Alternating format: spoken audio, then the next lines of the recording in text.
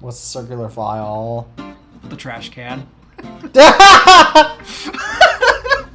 What complaints? Are you saying that my editing style is bad? Safe flight repair, safe flight replace. The Fourth Amendment doesn't exist to them. The Constitution straight up does not exist to them. Mexico already has Chinese EVs because they're cheap. Why'd you write Chinese TVs? Oh. Oh gosh, no! Yes, No! yes, Alpha! Yes, it's finally happening! So instead John Turnus, how could you? You were the chosen one!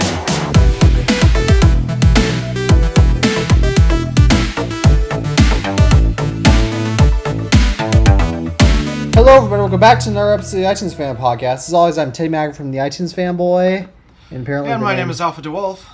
And apparently the name of my TIFP folder. Apparently I managed to get rid of the name of that, so... Okay, I have to change that really quickly.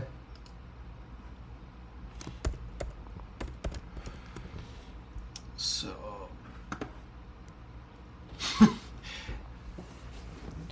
Alright, so shall we discuss our first topic, which is that your windshield cracked? We're not going to discuss that this is the first episode of the 6th season. Oh! How could you forget about that? Yeah, this is the premiere of the 6th season. And so far, I'm editing this episode from the sounds of it. I'm literally leaving tomorrow as of filming as of recording this. So yes, Alpha will have to edit this one for a change. All right, everyone. So if you have any complaints, be sure to send them to the circular file. What's the circular file? The trash can. What complaints? Are you saying that my editing style is bad? No, I said if anyone has any complaints with me editing, be sure to send them to the circular file. I mean, you used to edit the show before I took over again. Before I became busy and you edited the show from, I think, September or October 2022, sometime like that. Maybe August 2020. Sometime around there you started, and it was in June of 24 that I picked up editing again. Yeah, I recall editing the show for at least 1.5 to 2 years or something like that. So, and now I'm back to editing. And Alpha's edited a few episodes since then, but for the most part, I'm the regular editor just because I find it easier to do it myself. But shall we discuss that Alpha's windshield is cracked? Yes. Well, you gotta specify which windshield because I have 2 windshields. And it's not. We're not referring to my glasses, not that windshield. The front windshield. Which car? That's what you gotta specify.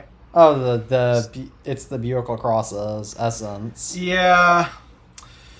Stardust has a boo-boo. She's got a bit of a crack in her windshield, and it's unfortunate. I was just driving to work one morning, and a semi-truck kicked up a rock and put enough velocity into it that it managed to crack my windshield. Yeah, that's why you have to be careful around those semis, because they can sometimes fly around debris that can create enough velocity to do some damage. But are you going to have safe flight repair, safe flight replace? That was hilarious, because I did get a call from them today, in fact. So, you know that song? I do know that song. I do. Here's the story of the current process of getting that repaired. I just called my insurance agent today, primarily because I didn't actually find the crack until 2 days ago. Yeah, I found it 2 days ago on Tuesday. Yeah, because that's when you forwarded it to the group chat. Yeah, I mean, I heard the windshield crack. I heard the noise of glass cracking, so I knew there was a crack in it somewhere. I knew it got chipped somewhere. But I couldn't find it. I got out of my car after I got to work, and I couldn't find it. Until finally Tuesday, it had enough time to start spreading, and then I finally found it. The reason I couldn't find it at first was because it hit right where the mirror attaches to the windshield.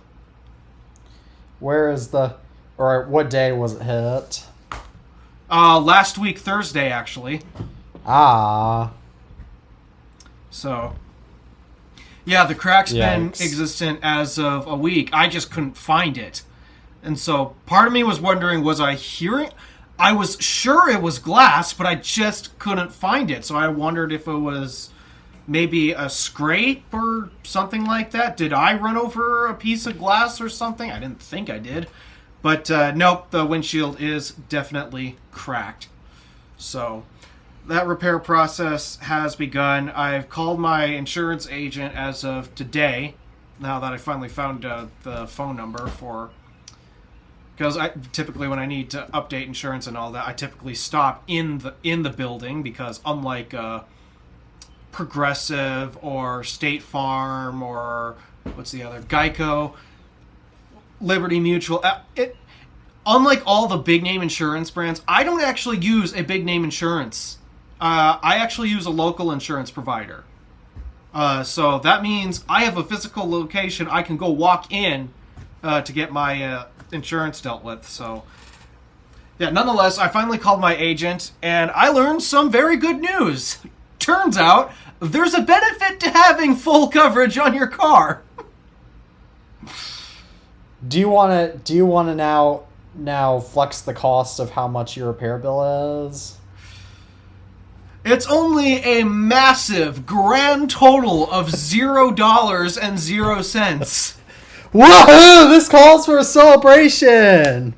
I was sure I would. I mean, I knew insurance was going to cover it because I knew insurance was going to pay for the repairs, because that's a part of a lot of insurance companies. They'll offer windshield replace. They'll cover the cost of windshield replacements. But what I did not expect, I thought I was going to have to pay my deductible. I did not. No, there's no deductible involved. Isn't your deductible like $500? I have no idea what my deductible is. What I do know is that, well, insurance for that car cost me roughly about $850 every 6 months. As crazy as that sounds. Sorry, you said so, babe. But weren't you, now? I believe you said this in the group chat, but didn't you say that would be that your deductible is more than the cost of the windshield repair? No. The number I sent you was what I was hoping I wouldn't have to pay, but the truth is I honestly don't know how much a windshield costs, nor do I know what my deductible for insurance is. I'm probably not going to find out until I need to file like an accident claim, which heaven forbid, I really hope I never have to do so. No, I was just hoping that no matter what it was I paid, I hope I wouldn't pay more than $500, because I'm already scrambling to get my insurance bill paid as is. I don't need the cost to repair another car, because I already have the GMC. I need to get its exhaust fix on.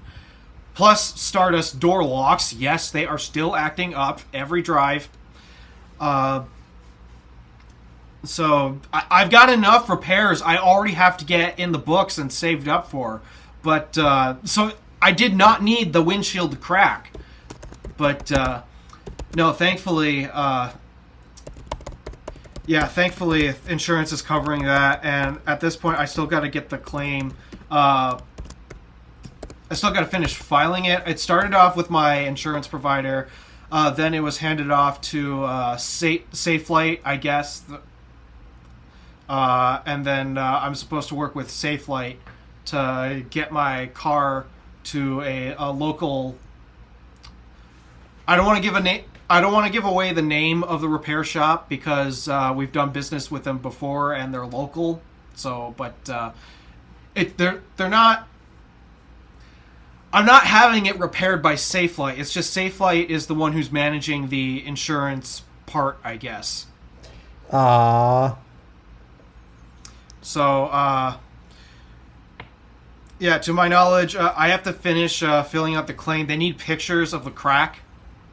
So I gotta upload them some pictures of the crack, and then once that happens, I guess they'll finish the filings. They'll schedule a time with my repair shop, and then I gotta bring the car in for a day or two because it takes it's a bit of a time-consuming process to get a windshield replaced. Not only do you have to be careful removing a cracked windshield because now it is sensitive to shattering. Now that the windshield is not in its full uniform sheet of glass anymore, it is now very highly prone to shattering, which is a bit of a part of the reason why I stopped driving the car temporarily, now that I know that the crack definitely exists.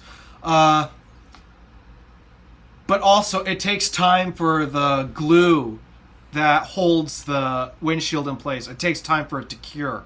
So, I'll be without the car for a couple of days in that regard. But, hey, I've got the GMC now, so I don't have to worry about loaner cars. I don't have to worry about borrowing cars, because I have my own spare vehicle. Yeah, having a second car is so handy. Dude, isn't it nice? I know that's why I know. I know at the very least I'm gonna have a second car when I grow up, just so that way I can, when I get older, just so that way I can, if one car fails, I can drive another one. I mean, if you live more in an urban environment, you could probably get away with only owning just one, because public transportation, while it may not be the greatest in the world, it at least exists, and you only have to use it for the time your car's gone. But out here in the sticks where I live and where you live, I'm not sure how far out in the sticks you are, but because I am so far out in the sticks, I don't have that option. I have to have my own car. There is a grand total of one taxi in my city. It's not... Same here. Yeah, so I can't do... So nope, I can't get away with.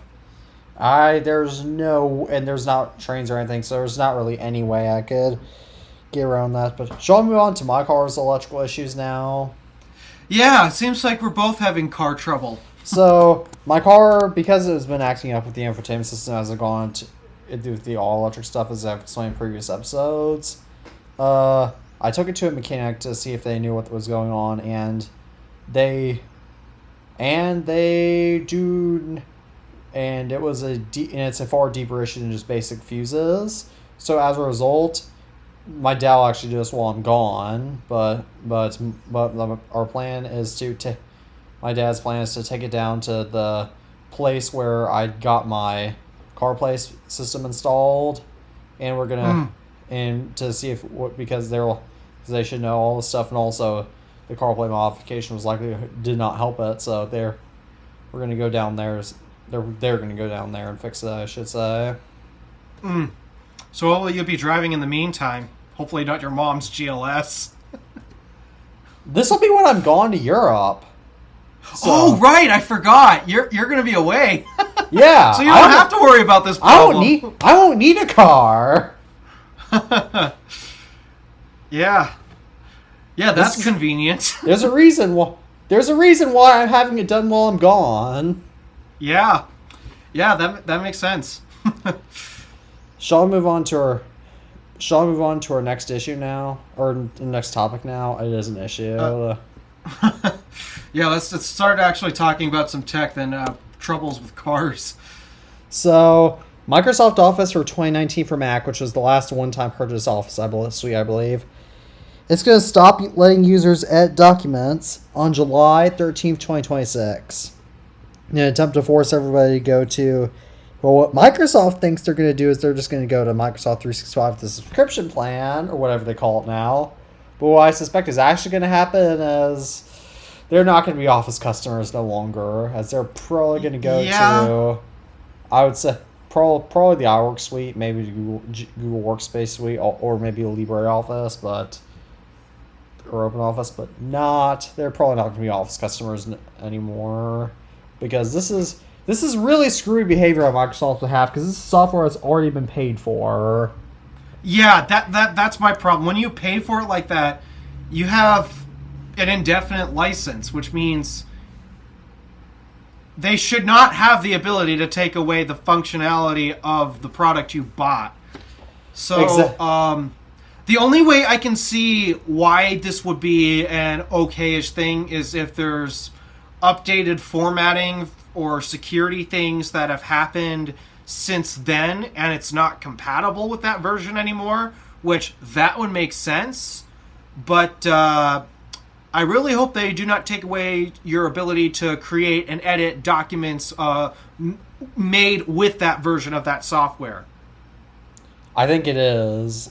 Let me look it up, but I think it is. Because if they do that, then I think they have grounds for a lawsuit heading their way.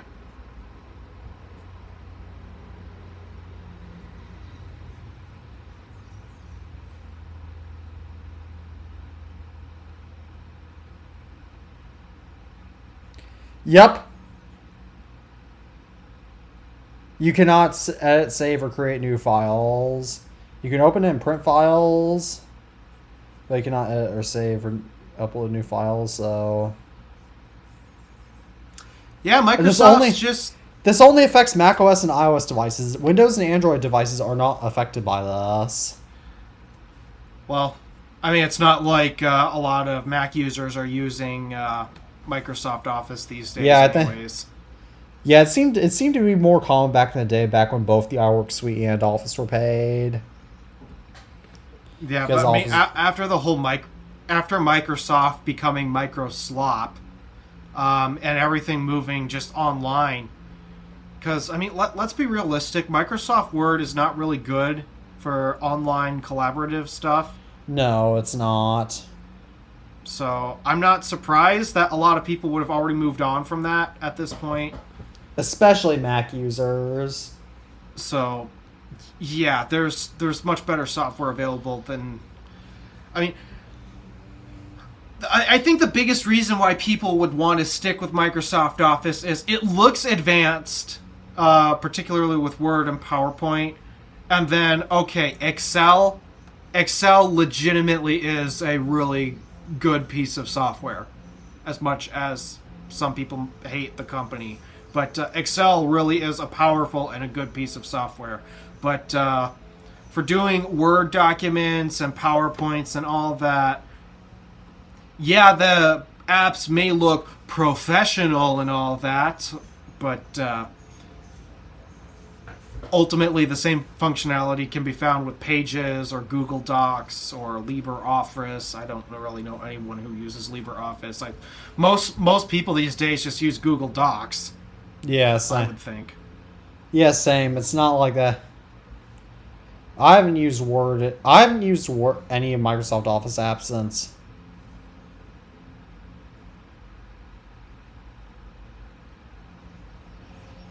Technically the fall of 2023, but that was just because I had literally a class where we learned yes, there's a little class in my school called Computer Apps where you literally... Hang on, I have to turn on voice isolation mode.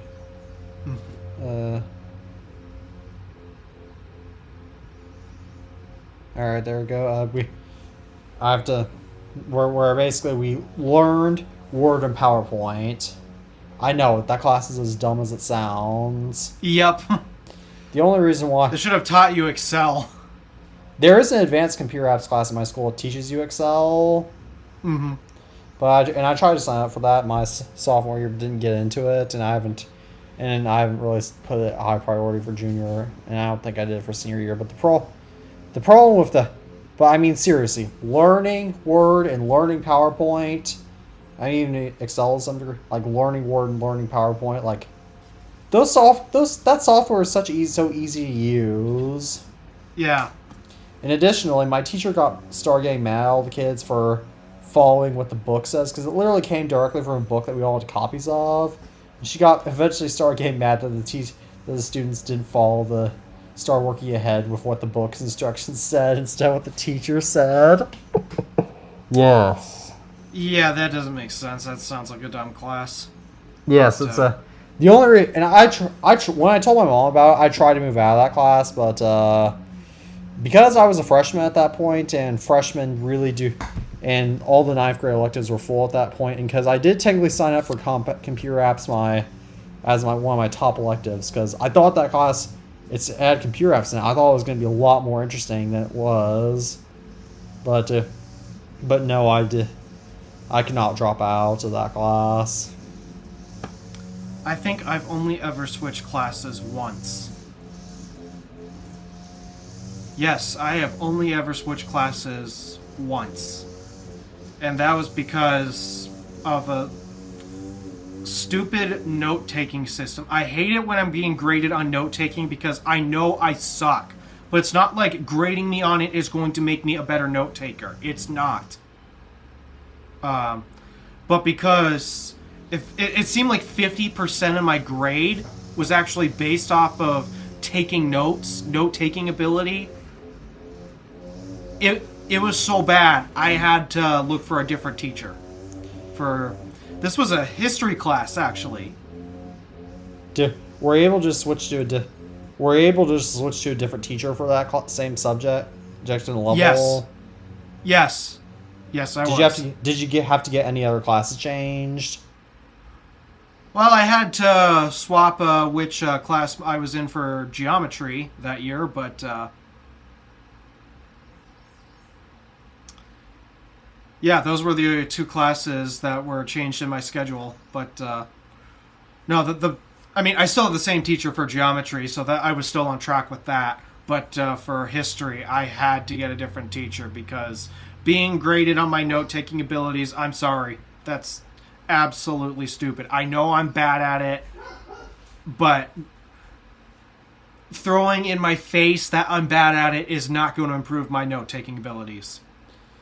The same teacher I had for geometry and algebra 2, she literally every 9 weeks we would have to take a binder quiz to see, which would basically go over like all our homework and notes and whatnot. Like, but that was just over like what was the answer to this question in the notes and whatnot. And so it was not the same thing. But yeah, I've never had teachers like that. But I've switched classes. I've actually done class switching twice.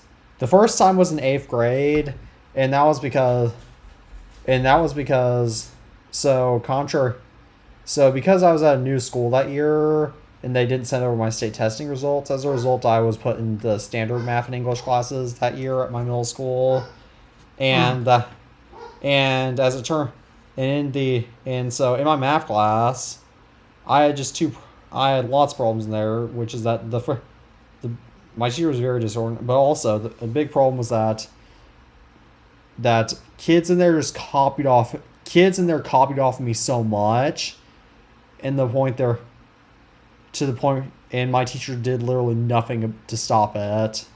Ooh, yeah, that's a problem. And so my mom emailed my teacher about. I'm pretty sure my teacher knew that was going on too. My mom emailed my teacher about it, had no results, and so she finally asked who was in charge of switching classes, and they let me go into Advanced Math 8. So I have never done a standard math class since then, no matter how much I hate honors math. Yeah.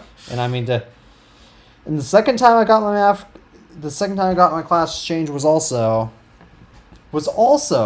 for math, because this is actually just this past year, because one of the blocks for my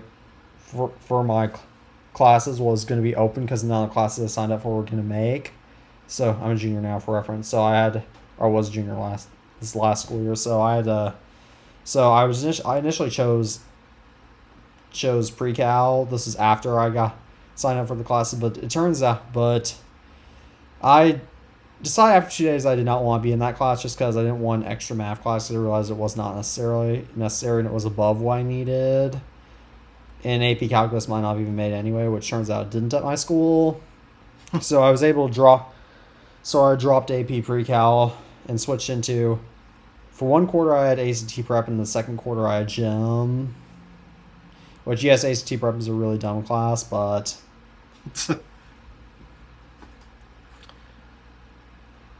Yep, I've still never taken those tests. Yeah.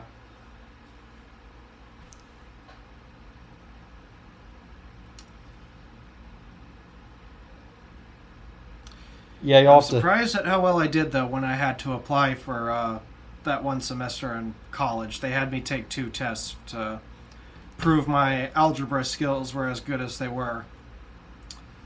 100% and a 96%. Wow, that's pretty impressive, given that you hadn't been in school for a little bit. But I mean, I Yeah. did. You may or may not have to cut this out, depending. You'll probably have to look this up in post. But to see if this is just specific to my state or not. But if it's not, then you can include it. But if it is, then you'll have to cut this out. But in my state, it is a graduation requirement that you have to take either the SAT or ACT once during your junior year. I'm sure that's a thing in other states, too. It's not. It's not in some states, I know, so... So, nonetheless, we're pretty off topic. What were we talking about? We were talking about Office 2019, but I think we butchered that horse steps. So shall I move on to NVIDIA and Microsoft's latest keynotes about partnerships? Oh, gosh. So, it's basically just more AI crap. Yep. This is during Computex, mind you, which was always NVIDIA's biggest event to showcase consumer GPUs. It shows clearly how little they care about that. But Jensen Huang said during one of his keynotes, it's okay to clap. He actually had to tell the audience, it's okay to clap. I would have just started booing if I would have. Yeah, I'm sorry. I'm sorry, Jensen, but I don't think... Even Steve from Gamers Nexus did not seem that excited about the event. Like, he really... I mean, CES. Nobody was impressed of CES. So I'm not shocked that at Computex, nobody's clapping. Nobody's excited. Nobody wants this. I don't even know if NVIDIA was at Computex or if it was going on at the same time. But... yeah, the truth is, nobody wants this except Jensen, except Satya. Or people that don't understand AI. That too. Like average Joes. I mean, even a lot of average Joes are finally starting to recognize. I'm hearing a lot from my family members in particular. They're starting to get a little tired of the AI crap that's been going on. My mom is now just a total hater. Yeah, my mom now is just a total hater of AI at this point. She can't stand it. My mom still sometimes uses it to... uses like ChatGPT for some stuff, which drives me nuts. But then my dad has decided it's a great time to learn about AI and invest in it. Yes. My dad is actually investing in AI. I wouldn't recommend doing that, given that a lot of people are figuring out what the heck has been going on, and I don't know. This is probably going to lead to the biggest crash in the stock market we haven't seen since 2008. Yeah, I've tried explaining this to him. He just doesn't understand. But again, this is the same guy that doesn't understand a lot of things of technology. So yeah, this is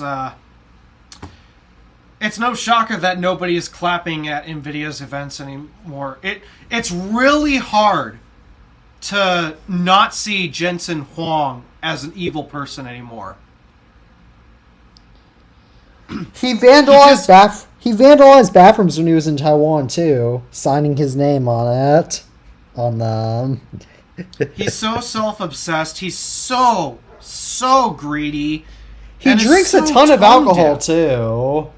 Oh yeah, we learned about that. I'm a bit curious to see if his name is in the Epstein files, given how much he talked about babies.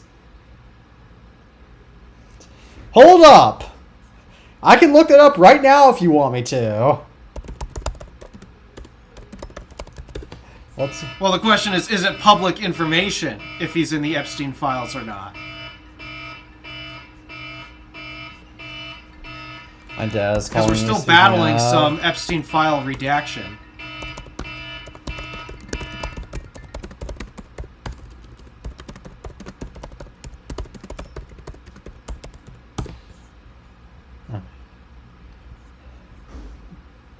Yes.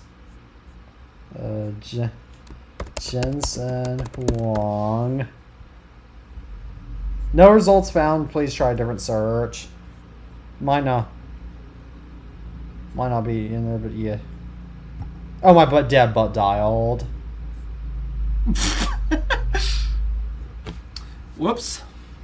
Yeah, I was about to say, I think my dad knows I record now, but sometimes my dad forgets this stuff, but I don't know. Jensen Huang, just because he might not be in the Epstein files, but Jensen Huang seems a little bit of an interesting character. Yeah, he's not a.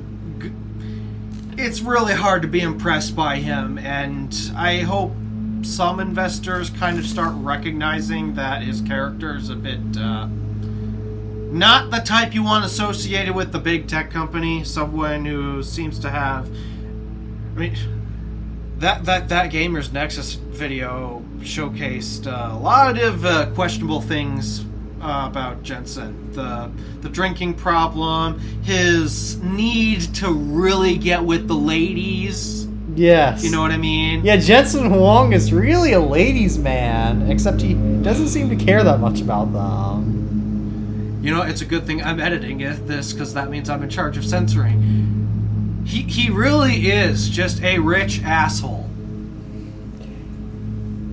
You can leave that in there. I'll write this explicit. Sure thing. No, Jensen really is a rich asshole. Just an awful person. Being rich doesn't necessarily mean you're a bad person, and being poor doesn't necessarily mean you're a good person. But Jensen Huang doesn't seem to be the best guy. Yeah. Shall I move on to our next topic? Speaking of other incompetent people, and I'm really hoping this does not happen on my flights. United Airlines flight made emergency U-turn after passenger discovered Bluetooth device named Bomb, which turned out to be what teenage passenger renamed Bluetooth speaker to. Okay, so do you want me to explain the full story behind this? Because this is so dumb on both sides. I mean, it's kind of self-explanatory, but yeah, sure, go into detail, please. So, this is a United Airlines flight headed from New York City to somewhere in Spain. And it was a 16-year-old passenger. And so the airline called out, and so the you know how somebody from the plane in charge of the plane came on the speaker, came on the announcement and told them, "Hello everybody, we've discovered a Bluetooth device named a certain 4-letter word. Please turn off all your Bluetooth devices." And the 16-year-old did not turn off his Bluetooth device. He did not turn it off even after they called 2 times. But it turned out to be just a Bluetooth speaker. Which that's annoying in itself. But granted, United Airlines. United Airlines. I mean, it was partial. I get the argument against them too. Like, they should have been able to find out very easily that it was just a Bluetooth speaker by connecting their phones to it, and also realizing that no actual bomb would be named. Not bomb. necessarily. Have you heard of bombs that can be set off just by a phone call?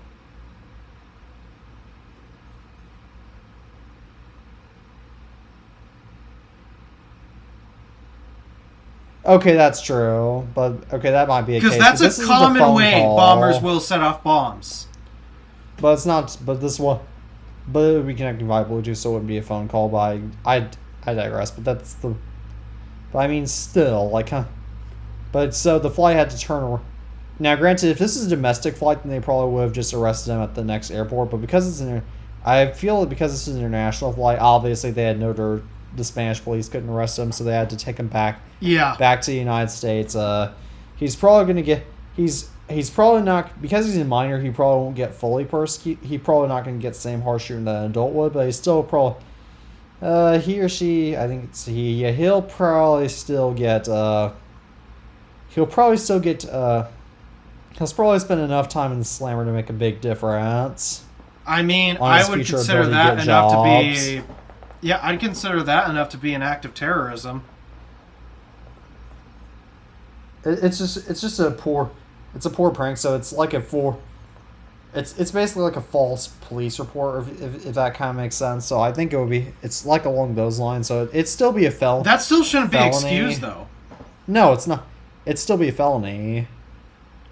It's not an act of terrorism, but it is still a felony. Yeah. Nonetheless, another reason to not get on a plane, I guess. I have to get on a plane to go to Europe, to be fair. I mean, I could also take a Yep. boat, but that'd be so slow. But yeah, no. To be fair, though, this has not happened on the majority of flights. Yeah. Just make sure you don't name any of your devices bomb. That kid probably needs to grow a few brain cells. Yeah, I have no idea why. I mean,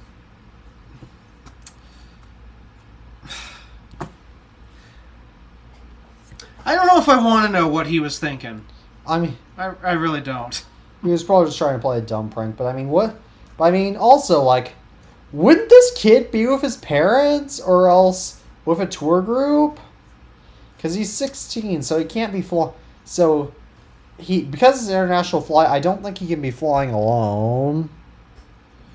I don't know how that works, but I mean, you can fly alone as a child if you're at least a certain age. Domestically, I know, but I don't think you can internationally. So he had to be at least with a parent or another trusted adult. so. Yeah, I don't have too much more to comment on this. So, Shall we move on to Huawei? yeah, let's talk about Huawei. We got some Chinese stuff in the list here. So Huawei is improving chips by moving transistors closer to each other with folding chips in half instead of making transistors smaller, like with Moore's law. I mean, it's effectively the same advantage Apple got when they went from... You have your processor, then your memory somewhere else on the board, and your storage, and then they integrated it all into one chip. Yeah, so it makes sense that would do it, but this is to get around their inability to shrink transistors. But this is a rumor that goes hand in hand with this. But however, TSMC may also fold chips like Huawei while also shrinking transistors at the same time. So effectively, Huawei is still going to probably be losing to TSMC. Yeah. Shall we move on to our next topic now? Yeah, this one's going to be a little bit more interesting. So because of the RAM, partially because of the RAM apocalypse, China's RAM maker CMXT is dominating the lower end market. Yeah, I am a bit shocked that CMXT is going after the market that everyone else claims is dead. Because as far as from what I've heard, a lot of PC enthusiast brands of all different components. It's really not just RAM. Yeah, well, it's not just RAM. The whole industry is affected because RAM is like the cost of a high-end CPU these days. A lot of people don't want to spend the money to build a new computer, so that means everyone takes a hit. The case manufacturers, cooler manufacturers. These are all downsides of AI, by the way. Yeah, they're all taking a. Everybody's taking a hit. Motherboard manufacturers, they're taking a hit in the consumer space.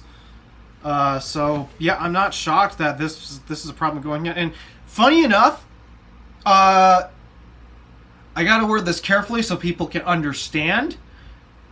Memory module makers, not memory chip makers. There's a difference between the chip and the full stick, the full module. Memory module makers are actually suffering dramatically from this too. Makes sense. So, yeah, everybody in the PC space is just hurting right now. Do it yourself, or even general SIs like Dell and HP or Lenovo. Or, I mean, Apple's done so well for quite a bit, but I'm still not going to be shocked if they're going to be forced to raise their prices, because those contracts will expire at some They've already point. raised some of their prices. Well, that is a bit questionable given that what they ended up doing was really just taking away the base storage tier. Yeah. So it's like, did they? I mean, they technically did, because, I mean, we know they're probably just taking lower margins on the storage upgrades now. But, I mean, also, Apple is so bad with charging for RAM upgrades to begin with that makes sense, because... Yeah, they now look like the value option for memory upgrades, as stupid as that is. Imagine how crazy this would have seemed to say 1 year ago. Yeah, imagine if we told all the PC hardware enthusiasts like Linus Tech Tips. Imagine if somebody told Linus 2 years ago that Apple's memory pricing is going to look absolutely reasonable. And not for good reasons. Yeah. Although if somebody told us that 2 years ago, then we would have probably boycotted OAI a lot sooner. Yeah. So... Yeah, on one hand, I am grateful that CMXT is coming into this space, because seriously, we legitimately need this. As much as I hate it's from a Chinese brand. Shall we move on to our next topic that goes hand in hand with us? Speaking of... Yeah. So China's CMXT and YTMTC, another Chinese company, I think it's a RAM maker too, they were removed from the U.S. Pentagon's restricted firms list. Interesting. So CMXT can now dominate the U.S. market a lot more. Yeah, as much as I don't like the idea that, yeah, it's a Chinese brand coming to take over a consumer industry, I don't like that, but at the same time, our America's own Micron, they've exited the consumer space altogether. They don't make RAM for consumers anymore. It's all going directly to the private sector, the business sector, the AI sector, which means now us consumers are left with only getting memory from South Korea, from SK Hynix or Samsung, and now China has entered the picture. And of course, you know that South Korea and China really don't like each other, so that means there's going to be some heavy competition, and you know what more competition equals? Hopefully it does mean better pricing, but I don't know. I'm still mad that Micron has completely abandoned its own country. Yeah, that's very annoying, but shall we move on to our next topic? Let's see. The sale of Dutch ID firm to U.S. firm blocked because it would be risky. So what does this entail? So, a Dutch firm, a firm based in the Netherlands that is in charge of keeping in touch with like Dutch IDs, like Dutch government IDs. Like they're basically the firm like that manages all Dutch government IDs for like government files and whatnot, and government uses. The sale of the firm that controls that to a U.S. firm was blocked because of national security concerns. I mean, that makes sense. Exactly. I'm American and I totally agree with this, because I mean, I personally like the U.S. government's policies right now, but at the same time, I don't want us controlling other countries' RAM. Like I can now finally turn on standard again. Microphone. But at the same time, Martin from Tech Alter is so right when he says that the European Union countries need to stop relying on U.S. tech so heavily, because it's ultimately like they should be making their own stuff. They understand our market better than we do. But I mean, he also pointed out this out in the last week's episode of Friday Checkout, which I just have to mention, which is why is our Dutch government IDs? Why is the firm responsible for handling Dutch government IDs a private entity? Like, why? Like, I'm not a fan of socialism nor communism. I'm not a fan of any of those economic systems. But at the same Neither time, am I, to be clear. But to be fair, but government IDs should be like, if firms handling government IDs, it should be a government-owned firm. Just like how government surveillance systems should be owned by the U.S. government and not Palantir. Which, yes, I'm watching Cold Fusion's video on that. I'm in the middle of Cold Fusion's video on that, so... Yeah, I was in the middle of that, too. Yeah. No, Palantir is a very disturbing company. Yes, I can't wait for...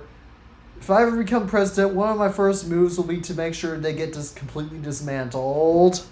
And arrest everyone that works there or has worked there. Palantir is so disturbing. Have you even seen the Gamers Nexus videos on it? Because he's made a few. Yeah, Steve made a few of them. Gamers Nexus videos have a tendency to be a little bit long, and I literally just started watching them today, so... Yeah. I mean, he does have a bit of a tendency to drag it out, but at the same time, he wants to pack as much information in there as he possibly can. Yeah, he's a research guy, so I get it. Yeah. Yeah, I mean, on the occasion, he'll add the funny music track and various references from games or movies or something like that. Or yeah, he's got his own jokes. They're not. I don't think they're as good as Jern Purser's jokes, but they're enough to get you to at least chuckle. Are they as good as our jokes? Like when I sung "Safe Flight Repair, Safe Flight Replace." Or sorry, Safe Flight Repair, Safe Flight Replace. I'd say they're about as bad as my jokes. They're about as bad as my jokes. Shall we move on to our next topic, which is this is gonna be an interesting one. Ooh. So, there have been some amendments to California's age verification law, which amendment just means change, by the way, or law. So, I mean, it can be more than just constitutional amendments, but they are backing off on age verification law for open source software. So, for people who use Linux, they'll be free. I don't know if Android will count for this or not, because it is technically open source on the front end of it, but a lot of its apps are closed source. But it is now going to require collectors of its data to share it with app stores, developers, browser profiles, and ISPs. And it is encouraging third parties to collect their own data about users' ages in case it doesn't match what the OS has. Oh my gosh. This is evil. Did California forget about the Fourth Amendment? Now, granted, this isn't... I don't know if it's passed yet, but... So how does that work? It says that they're backing off on the age verification thing, and yet... They're backing off on it for open source software. Closed source software... It doesn't matter if it's open source or not. No, it's a problem across the whole internet.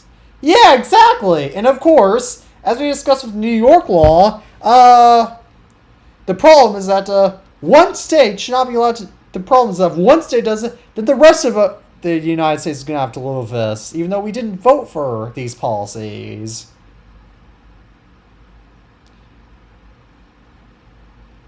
And it's not just California that we're talking about either. Shall we move on to our next topic that goes hand in hand with this? Oh, you have got to be kidding me. Granted, Discord was already going to do this anyways, but Texas is suing Discord to seek mandatory age verification. So Texas gets it then. No. Texas is suing Discord to make age verification mandatory. That's not how you have it written. Oh, yeah. Yeah, that's not how you have it written. I'm changing it right now. Yep.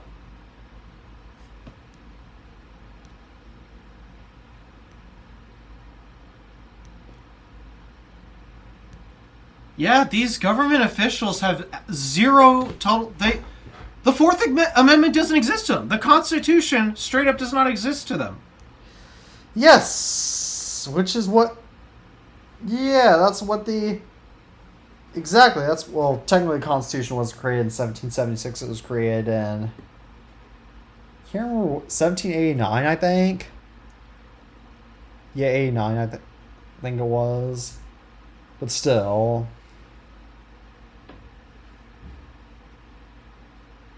That is absolutely stupid. Shall I move on to our next topic? That's also a little bit stupid, but not to Google's business.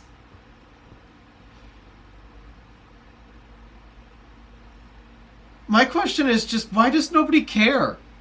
Why does it seem like nobody actually cares?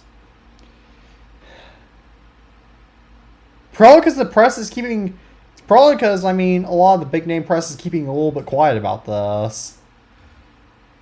And then a part of it too is just people are choosing to be stupid and only take things for face value. Exactly. You never take news for face value. Nobody cares, and I hate it. I hate that nobody cares. I know. I might make a dedicated video following up on all the stupid age verification stuff because it's dry. This is driving me crazy. Yeah, this is awful. Absolutely awful. Shall we move on to our next topic, though, about Google? Yeah, I guess we have to move on from this. So there was a prototype Pixel Watch 5 found in an ocean. We all Seriously, Google. We know Google's doing this on Seriously? purpose.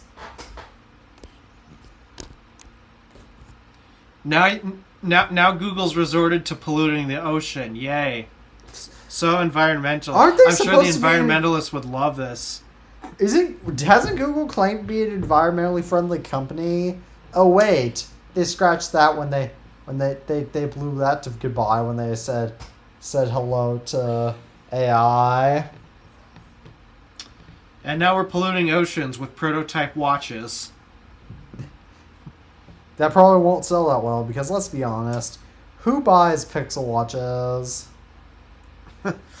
I've yet to see one. It's either an Apple Watch, a Samsung, which the Samsung appears a lot less frequently, or a traditional mechanical analog watch. Or else just cheap digital watches, but yeah.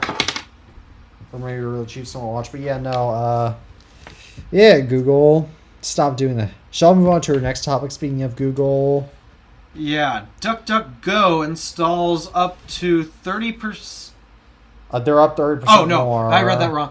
DuckDuckGo installs up 30% due to users being fed up with Google's AI results. Gee, I wonder why!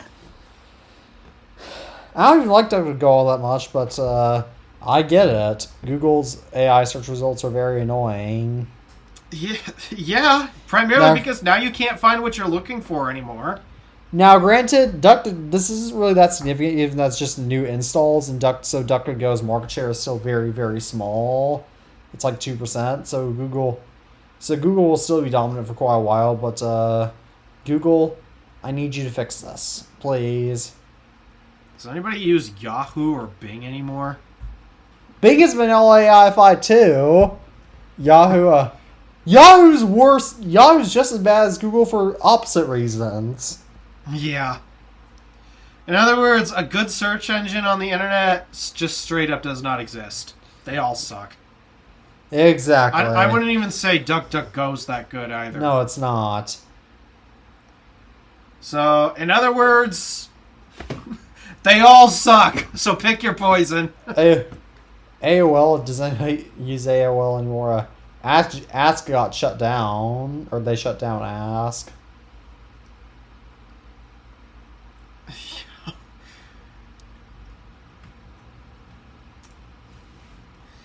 I mean, like I said, people are tired of the AI stuff.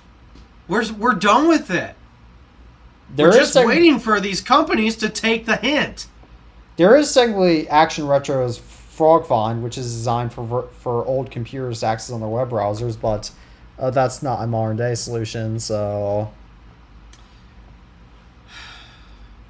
why doesn't Apple make a search engine? Because Spotlight is, as much as people give them crap for Siri and all that, Spotlight search is actually really good. Exactly. So why can't they just turn that into an internet search engine for like Safari? There were rumors back in 2020 of Apple making a search engine. Although I think we know the answer as to why, because Google pays them, what, $6 billion a year or something? Yeah. Google probably pays them because they know that because they do not want Apple making a search engine. Yeah, and what sucks is like, we know Apple can make a good one because they have a good search function on the Mac and the iPhone as is. Oh my gosh, Apple. I really hope they'll unveil us at WWDC 26 next week, but it doesn't sound like that'll be the case. We'll talk about further down. Yeah. If you ever become president, Teddy, I think you should make lobbying illegal. How does that sound? What's lobbying? Spending billions of dollars to pay off government officials to try to convince them to lean one way. That's already illegal. Nobody cares. That's called bribery. That's already illegal, Alpha. Yeah. Well, nobody seems to care because it's going on in oil, it's going on in AI, it's going on everywhere. Yeah. Yeah, for if it is illegal, why does nobody care? Because they're being paid. So why should they? They're paying off the people in charge. It's illegal. They're paying off the people in charge of enforcing the laws. So why should they enforce it when they could make money instead? It's business, Alpha. It's business. It's still illegal. But if they're getting paid more to keep it quiet, especially, then it's dirty money. Yeah. Shall we move on to our next topic? This is the problem. Nobody cares. If people cared, we wouldn't be in this predicament. Shall we move on to our next topic? Speaking of AI stupidity. Oh gosh, what's Instagram doing? Since that seems to be the next thing. So Instagram accounts are getting hacked because hackers trick Meta's AI support into setting verification codes for usernames that the hackers asked that then gets sent to the hackers' emails.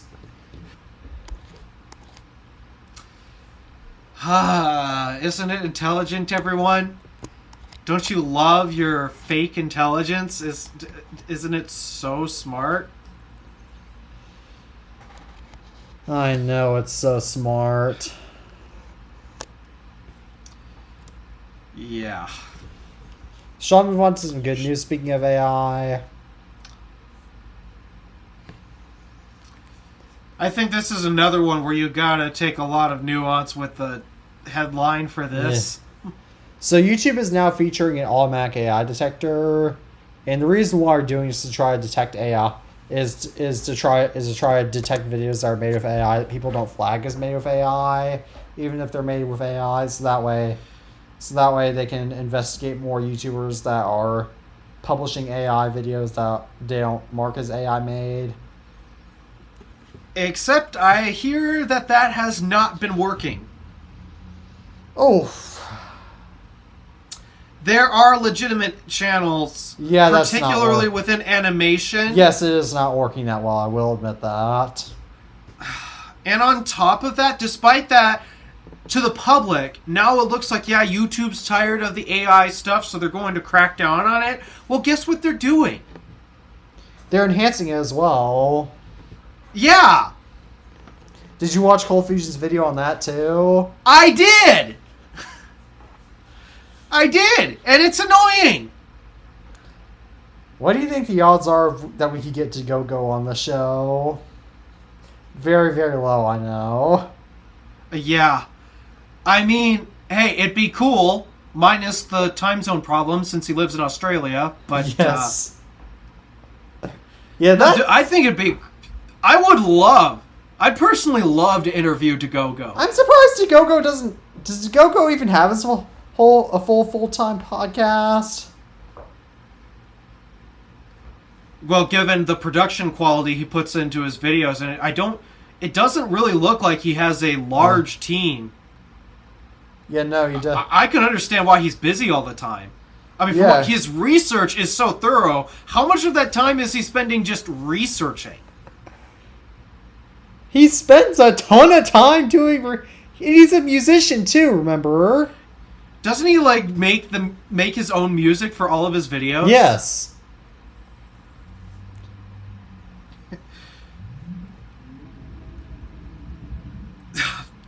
Go is the exact creator that I admire so much.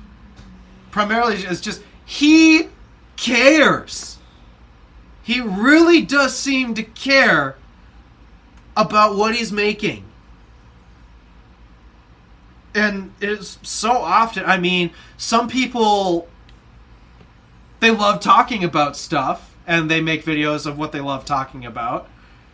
And then sometimes it's just a matter of having fun, and the whole purpose of the video is just for the memory of that fun event. But then there's Go. He's on an entire... Then there's Cold Fusion. He's on an entirely different level of caring about what he makes. He writes his own scripts. He mixes his own music. And I don't think he has AI editing his videos either. Yeah, no, he makes sure that... And he's had these high production values for so many years, too. Like, you can go back on one of his videos from at least 20... I watched his video, one of his video on YouTube's history in 2015. And that one's honestly almost about as high quality as his videos are now. Yeah. Yeah, channels like Cold Fusion is what gives me a spark to see that, yes, people actually care about what it is they're making on YouTube. If only I had that kind of free time and money to get started that way. I mean, not gonna lie, I wish the same, because... I mean, for a while, I was using the same style that Drew uses, and the reason why I'm saying it this way is because Drew does not claim to own the style, and as a matter of fact, he doesn't. A lot of YouTubers use that exact same style, where, okay, we ramble on camera, we then delete all the silence, which is something I actually still care about. I don't like silence being dragged out. Yeah, I usually delete most of my silence now, too. Add a looping track and just calling it was some B-roll on top. I know. I usually don't do B-roll, and I also don't usually... I've experimented with B-roll before, just never really found... I just found it a little bit hard to work with when I could just film directly at my desk. Yeah. Desk, what I'm talking about, and I've also... And so that way I know it's on sync with what I'm talking about. And I also don't like to add background music really to my videos unless I'm not talking at all, because then I just found it kind of hard to hear my voice. And I just You find gotta lower the volume. That's the trick. I've tried lowering the volume, but I find it distracting from the main purpose, which is to be my voice. So yeah, it's a matter of, especially with what I'm trying to pay attention to when I make my videos now, it's a matter of using it to accent your videos and not. It's not supposed to be distracting. You're supposed to use it to accent. I just find it distracting nonetheless. So I just get rid of it. I just don't have background music. I never have background music. And your videos are short enough that I think it works. Longer videos, I feel it needs music, just to prevent things from going stagnant. But no, for short videos, then yeah, you definitely don't need music in the background. Yeah. Now, granted, and there's sometimes and even if it's in my longer form videos, it's usually, if my videos are ever long, it's because I'm packing so much information. It's because I'm packing lots of information in, like. With my apple collection videos, that's the case with me too. A lot of my videos go long because I have a lot to say. Which reminds me, I have to do another apple collection video in a month, which you know how tedious those are to film for me. You're gonna need so many different power bars and power strips. For Macs, I don't, and for my iPads, I usually don't, because I can. With my Macs, I can usually just power them all with chargers if they work. So with the Mac, that's usually the section I do first. And usually most of my working iPads have juice anyway, so I can just power those on quickly. But the iPhones and iPods, oh boy, that's and the Apple Watches now too. Takes usually a week for me to get them done. Yeah. I mean, I've been working on, speaking of production quality, I've been working on my Starlink video, and because I've grown so tired of, it seems like the internet doesn't care about what's being produced, and I wanted to start showing off that I legitimately care about the content I make. I'm upping my production quality standards even further. Although what sucks is part of it involves my car, but I can't drive my car right now. So that's been put on hold. But then the other problem is just the time aspect. And I realized a bit of another problem with it'll just be particular to the Starlink video, but I wanted to film different areas of the house instead of just my room. I wanted to film the different desks and outside to showcase with Dishy McFlatface. But problem is, I'm not the only one who lives in this house, and to get some people to stay quiet is a bit of a challenge. Yeah, I totally get that, because like what I can't really film car videos that aren't inside my car, because the problem is that I live in such a crowded neighborhood. Like I would instantly dox myself if I filmed outside of where I live. So I cannot do car videos, but I get like the production quality issue too, because I would like to maybe put a little bit more research into my videos.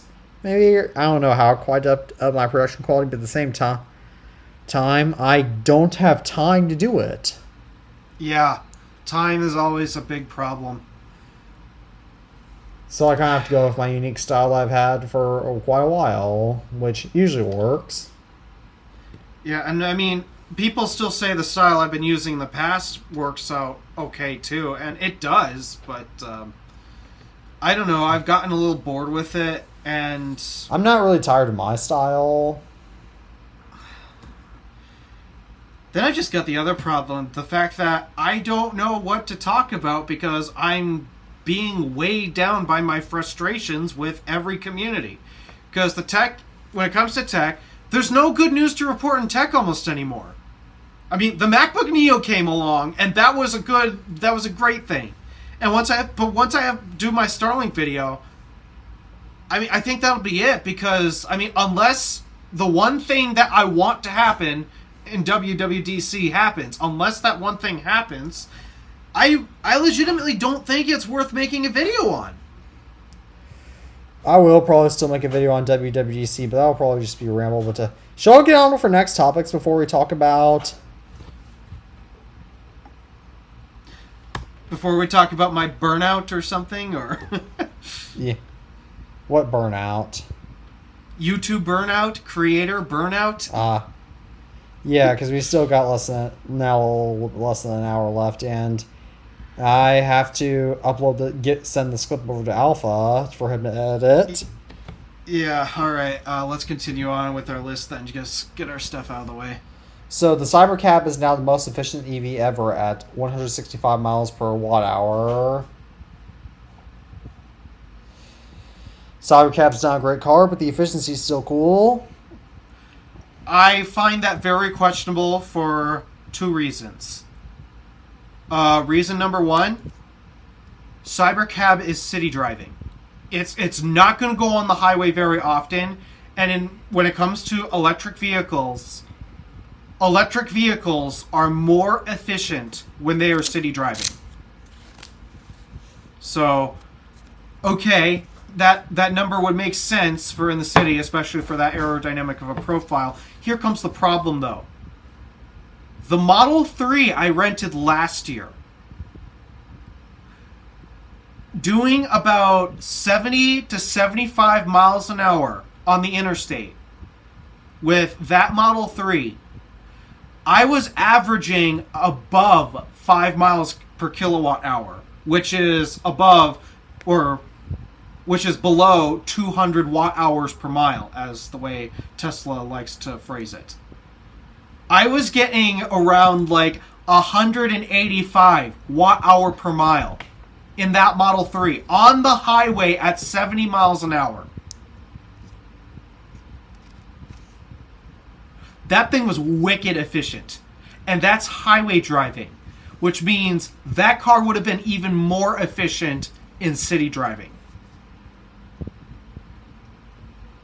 But I don't know if it could go down to 165 miles per watt hour.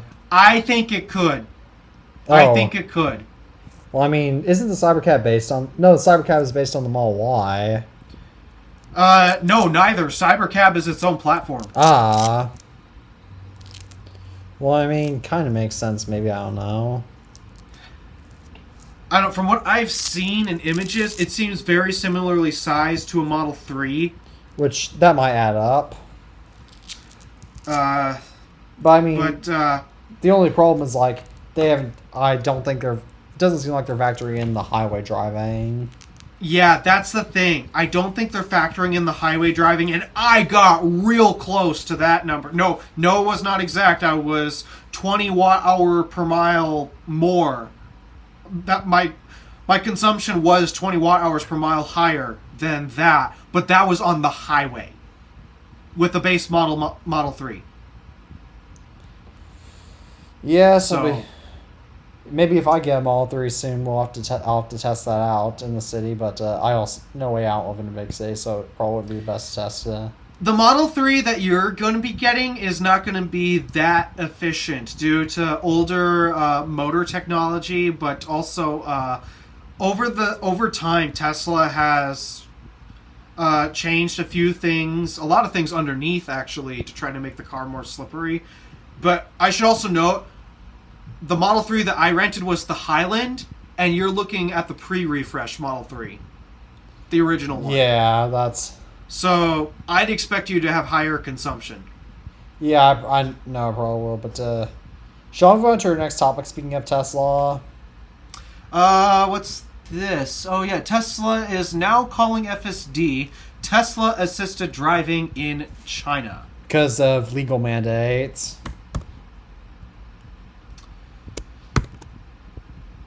You know, people are so impressed with what FSD can do here. They have no idea what's going on in China. Exact. I totally agree. That makes perfect sense. the only way people actually know what self-driving technology is like in China, they have to watch Kyle Connor's videos on either Out of Spec Reviews, or I don't know if he has any in his Kyle Connor YouTube channel, or does he have anything on Out of Spec Bits, but he's driven multiple, well, I can't say driven, he's ridden in multiple robo-taxi-like systems. There's still drivers in the car, but they have systems very similar to FSD, and a lot of them, I'd argue, are actually kind of better due to it doesn't really matter where you go in China. It's New York traffic times 10 in terms of people's driving habits, which means a lot of cutting off and forcing your way in through intersections and that type of stuff. Oh, and all those other systems are actually properly parking themselves. Even to the point where you can literally get out of the vehicle and the car will go park itself. You can't do that with Tesla FSD. I mean, it's not full self-driving, it's Tesla assisted driving, so it makes total sense to me. Yeah, but no, people have no idea what's going on in China in terms of self-driving tech. Well, it's probably because we also can't have Chinese EVs here in the United States, so... Yeah, we're probably going to start seeing a few more of them because apparently, no, not for the U.S., but Canada's making it legal to import them. Oh, brother. I wish I was joking, but nope, Chinese EVs are actually coming to Canada. I think we need to discuss this now. I mean, I'm not too sure what else there is to discuss on that topic, but, I mean, we do know that Chinese EVs are already in Mexico. That's how we'll see a lot of them, particularly in San Diego, California. But, Mexico already has Chinese EVs because they're cheap. Why'd you write Chinese TVs? Oh. Yeah. But, no, yeah, Canada is looking to bring Chinese EVs in. And of course, the border between the United States and Canada is not only the longest border between two countries in the world, but it also the longest border between two countries in the world. But also, there's a lot of Canadians that if they're driving from like Vancouver over to Eastern Canada, they will drive on interstate highways in the United States because Canada's highways are so slow. So yeah. You know what that means. We're going to see a few Chinese EVs in the States, and I mean, if I think about this real hard, I don't see a reason why somebody buys a car in Canada, say someone buys a Chinese EV in Canada, but then they move to the US, be it on a visa or they just choose to immigrate, hopefully legally, and then, they're done with the car. It's time to sell it off and get a new car. They could still ban registration in the United States. Could they, though? Yep. Because there's a difference between banning registration and banning the sale. They could still ban registration realistically, because also Canadian cars, because Canadian cars have to have a few modifications made on them, like they have to prioritize miles over kilometers for obvious reasons, and they probably have to have their temperature gauges reset to Fahrenheit instead of Celsius. So there's a few modifications that you have to make, that you'd have to make. That's all digital stuff. That's all digital stuff, and as a matter of fact, why would you have to modify them? Because even our U.S. cars these days, you can change the units they all are in. Like, in Stardust, because it's a digital gauge cluster, I can switch between miles an hour and kilometers an hour. Yeah, I don't know. So that way, if I ever take Stardust to Canada, for example, then I can drive in kilometers and read kilometers an hour. Same goes with the GMC Terrain. Same went for Red Fox and a lot of older cars like... they have both miles and kilometers. So, yeah, okay, Alpha, I get that. Yeah. That's not... But, I mean, there's still some... But you still, they could still risk ban registration, but that's really.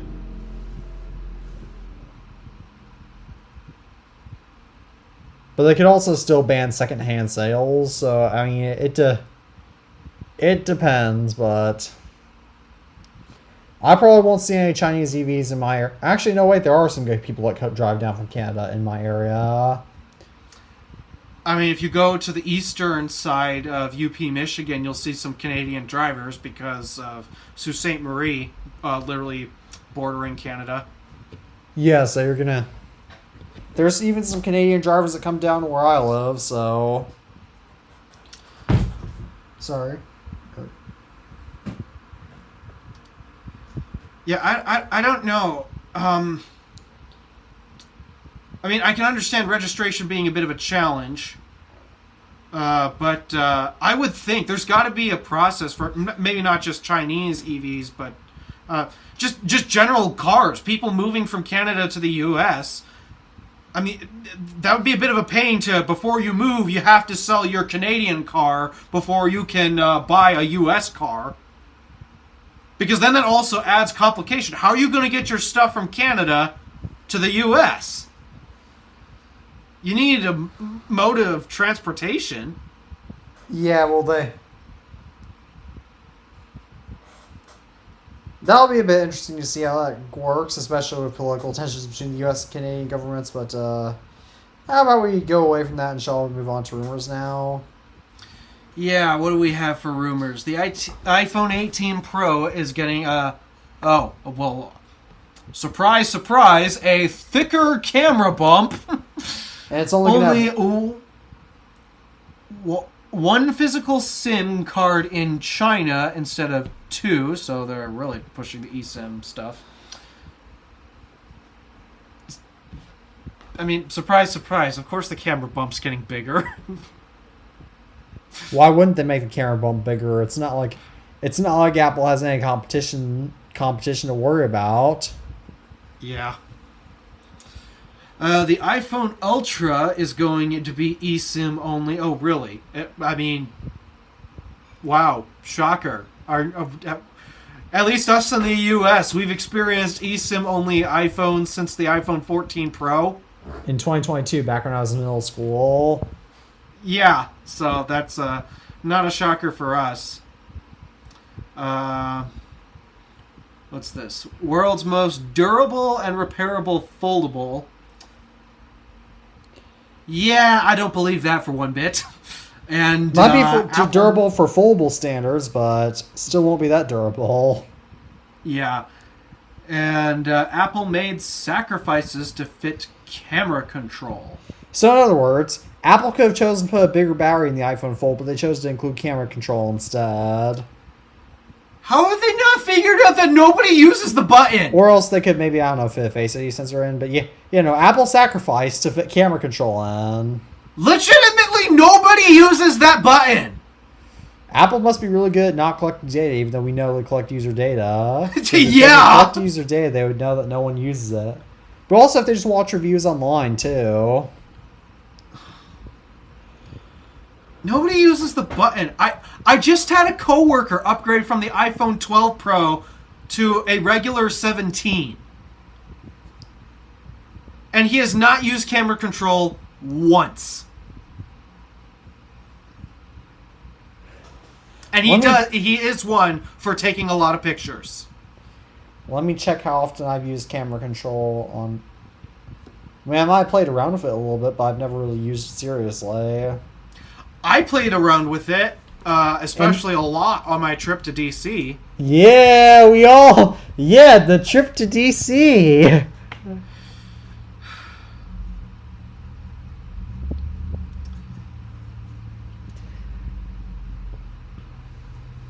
But as I had brought up with that, I mean, it was nice that I could quickly launch the camera, but we already had another button that could do that. Yeah, exactly. So and as Steve Jobs unveiled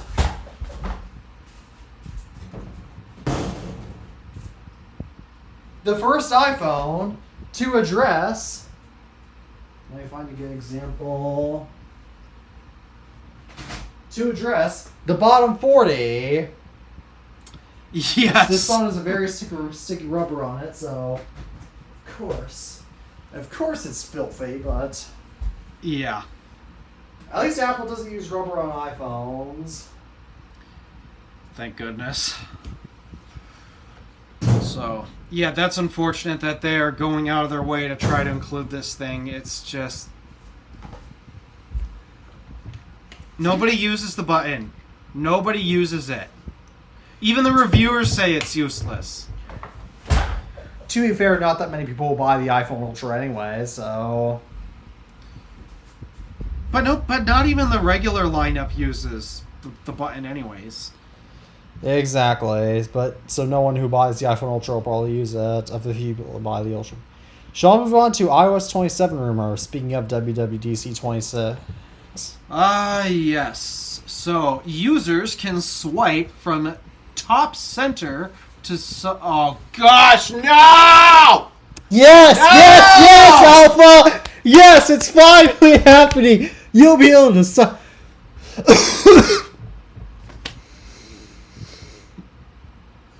You'll be able to summon AI, just like on Windows, or Chrome OS, or no, sorry, Google Books. You'll be able to summon AI. And mind you, this is not even for first-party AI clients. This is for third-party AI clients like Gemini that you can already access on iOS anyway. Yes. Alpha, I think you're going to have to skip iOS 27.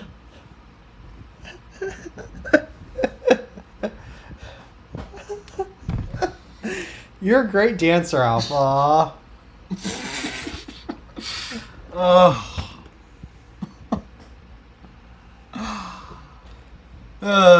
Somebody needs to be beaten over the head for that. A notification center must be accessed from the top left now. It'll just be more AI focused in general. So instead, John Turnus, how could you? You were the chosen one. So in other words, iOS 27 was rumored to be more stability focused, but now it's going to be AI focused. Please let this be a rumor, and please don't make it true. Again, do you think you'll be able to release this episode before WW actually happens? Yeah, I think so. All right. Time this weekend. All right, for you. So this will probably... I wonder what we'll be talking about for the next episode when we rage about this. I just want the phone to work. Why is that so hard to ask for? I know I'm skipping iOS 27, that's for sure. I mean, I was going to skip it anyway, but... John Turnus, if this software turns out to be a steaming pile of trash just like iOS 18, I'm probably going back to Android. Alpha, do you think you'll just not update your phone if it turns out to...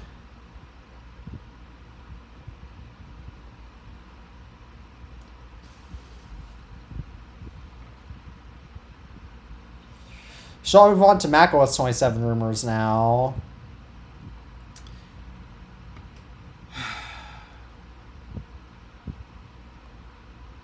So macOS 27... On one hand, I like what I'm reading, but I'm too disappointed with the other thing. I partially don't believe it, but macOS 27 is apparently rumored to fix the 2060 Tahoe UI and bugs. I'm really hoping this is true. Because I skipped Tahoe. If that's the case, then why not do this with the iPhone? I'm tired of not being able to connect my AirPods first try. Well, Alpha, you might be in luck. They might fix it, although... If this turns out to be an AI-focused operating system, then you bet I'm going to be pretty mad, You bet you know exactly what this next podcast episode will be titled, or at least what we'll talk about. Next episode title: Alpha bangs his head against his desk for 60 minutes straight. Please don't do that. I don't want you to hurt your head. Besides, Yeah, I don't plan on doing that either. I need my brain in full cognitive abilities. Yeah, you don't need to be replaced by artificial intelligence. For third-party AI clients, mind you, that you can already access on iOS as is. And there's like double tap and triple tap too, so... If they're that obsessed about it, just remap the long press on the side button from Siri to Gemini or something. Yeah, or... I don't know, just do some... Or else let the action button do that. Just, I don't know. Granted, I mean, when I swipe down for notifications, I always do it from the left. I never do it from the center anyways. So, it's not something that's going to get in my way. I usually almost never swipe down for notifications anyway, so... Yeah, what I do with center is I tap it to scroll all the way back to the top. But I never swipe down from center. I always swipe to the left or the right. Because, I mean, that's how back when the iPhone X came out, with the notch and all that, that looked like the demonstration they gave, that looked like that was how you distinguish between swiping for notifications or control center. It wasn't, you have to get it specifically from the right ear of the phone to get control center. It looked like, nope, you have to do it from the left ear for notifications and the right for control center. That's what it looks like in advertising, and that's the habit I've trained myself with. I swipe from the left for notifications and right for control center. I never swipe from center. Even though I only used a notched iPhone for 11 months, that's exactly how I got used to it. Yeah. That was intuitive. As much as people hated the notch, that was very intuitive. Shall we move on to our last topic? Yes. TSM... Or did you add another one? Yeah, we already discussed the TSMC one, so... Oh, that was from up top. Okay, yep. Apple may be working on free or cheaper Apple Music tier with limit on how many tracks can be skipped. So something like Pandora. I will not pay for that, because I like the ability to skip as many tracks as I want to without having to worry. So... I mean, to me, Pandora already does this. So, yeah. And I'm sure Spotify, same thing. On the free tiers, to be clear. So. Yeah, I mean, I guess if you like turning it into more of a radio service instead of a library, that makes sense. I'm much more of a library guy, so... Yes, same here. That's my thing. I like having the ability to pick when I listen to what. And if I want songs shuffled, then I'll go through my library and hit the shuffle button or something like that. Yeah, same. I do. I like being my own DJ. Oh, same. The only time I ever listen to music outside my library is if I'm listening to a new artist for the first time, or also if I'm discovering more tracks by an artist I already like. See if they're good. Yeah, these days I'm listening to the radio for only two different scenarios. One, the shop that I work at, it's not for the particular company I'm employed by, but there's another company in the same building that blasts their radio. So... What music do they play? It's country music, so... Is it the kind of country you like? Well... The station is our local radio station that plays modern country. What is it? 102.3? So... The answer to that is it kind of depends. Like, if Keith Urban comes on now, because a lot of Keith Urban has abandoned his older style. I have a grand total of 3 Keith Urban songs in my library, just because I can't take it. I have one of his albums and then a song from one of his other albums, but No, a lot of his modern day country stuff, it's terrible. It sounds like pop music. I couldn't even listen to Blue Ain't Your Color from 2015. That's how, like, that sounded like pop to me. But yeah, I didn't like that one either. The only two, I have a grand total of 3 Keith Urban songs in my library. One is Somebody Like You. That's his most popular old one. I also have Long Hot Summer, and then this next one is another one. This is technically Tim McGraw's work, but I have Highway Don't Care by Tim McGraw, Keith Urban, and Taylor Swift. Oh, really? He did a version of that? No, they all did it together, technically. Huh. I'll have to find that. You have that song in your library? No, I don't. I didn't even know Keith Urban did a thing with Tim McGraw. Yeah, it's pretty good. It's really good. Do you listen to Tim McGraw stuff? I have one of his albums, I think. I don't listen to him often, but yeah, Tim McGraw stayed pretty good for quite a while, at least. I don't know if he still is good now, but he was good for quite a while. He's still good now. Good now. But no, Keith Urban, I almost don't listen to anymore just because I can't stand that stuff. Basically, it doesn't seem to matter what genre they are, but like every artist that got famous in the 2000s, now all their stuff sucks now, basically. Except like literally, Rascal Flatts. Even the Rascal Flatts new stuff I don't like, to be honest. I still do. But I can't take the Rascal Flatts new stuff because it sounds like just average pop to me, but...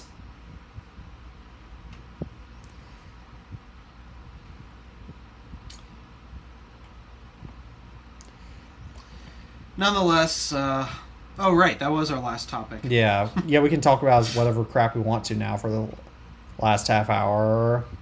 I guess so. So, yeah, do you want me to show you all the rest? I listened to some more of your favorite music, like that playlist. But do you want me to show you all the Rascal Flatts songs I have now in my library? Yeah, go for it. Rascal Flatts. So I have Back to Us. Oh yeah, one of my favorites. Friday. Bless the broken. Friday can't come fast enough. Bless the broken road and when the sand runs out. Oh, that is one of my favorites. Stand. Let me actually see if there's an original album version of Stand. Yeah, there is. Okay, I'll just add that one.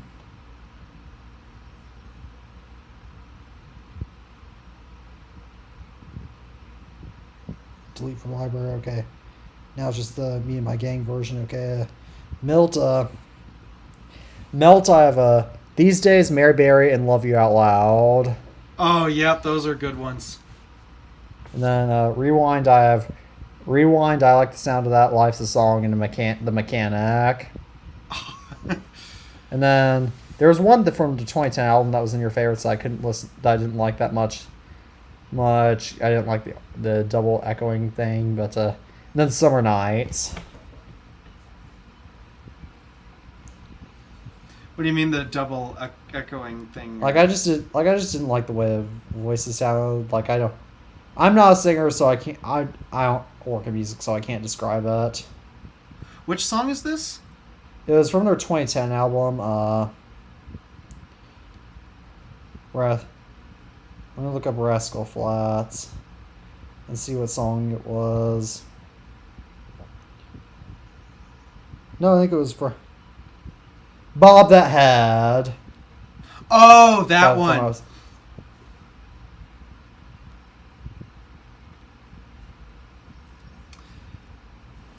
Yeah, that's one of my favorites. Yeah, I listened to briefly one of their 2018 songs and didn't like that one either, but that's just again I'm much more of a traditional country music type of guy, so yeah, I do. Do you want me to showcase some of the other country music I got?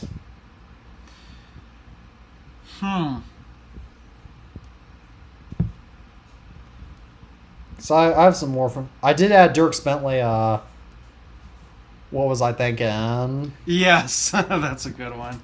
Some Trace Adkins. I just listened to him this morning. Yep.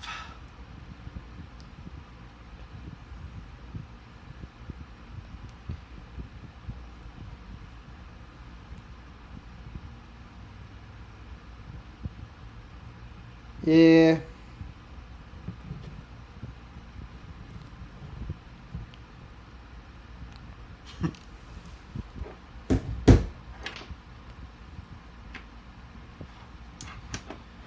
So, I was talking about something before we decided we needed to get through the rest of our topics. What was it? It was, I think, why does no one care about Texas or about the age verification thing and lobbying? No, it was something else.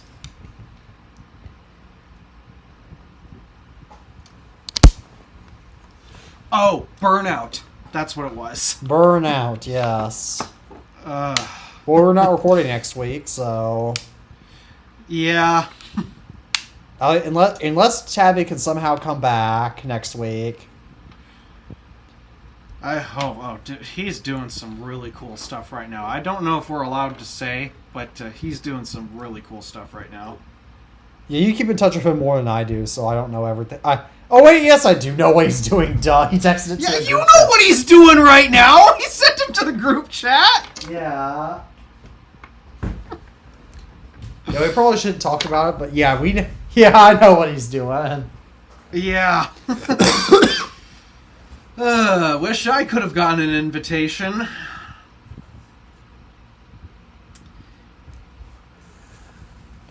Yeah, I couldn't have gone anyways because I'm too busy stuck here doing work and playing the organ and such, but no, I've realized that I have a problem. A massive problem that is getting in front of me and making YouTube videos. Can Microsoft Copilot solve it? No, it would only make it worse. I know. Please continue.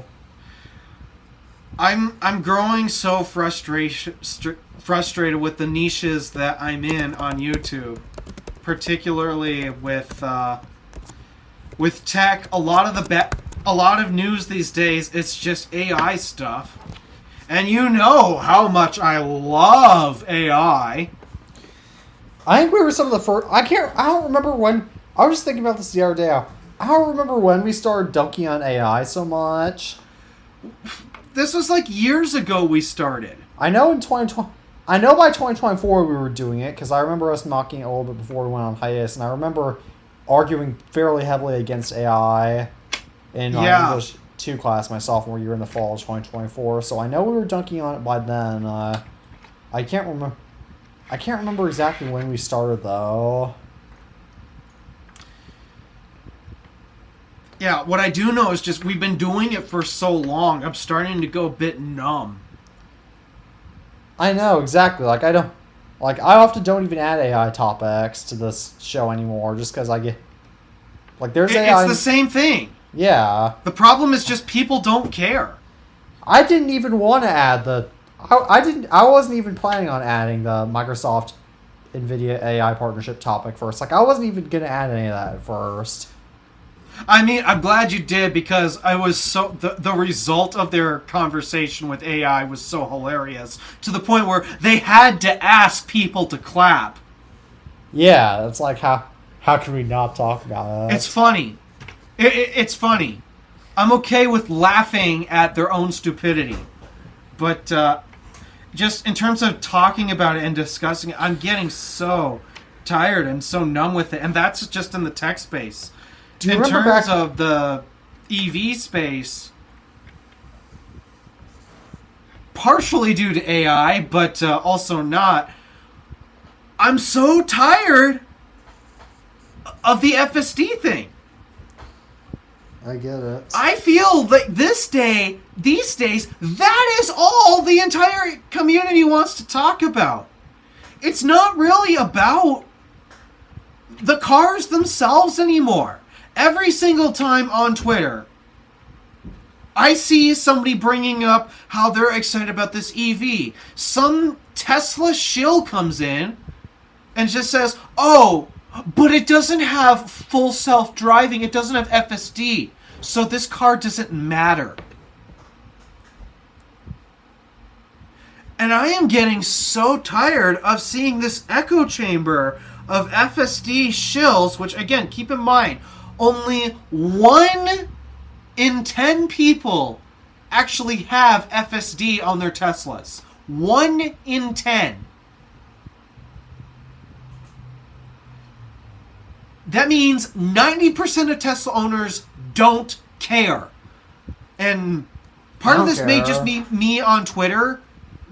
Twitter can be a bit of an echo chamber at times, and I see it.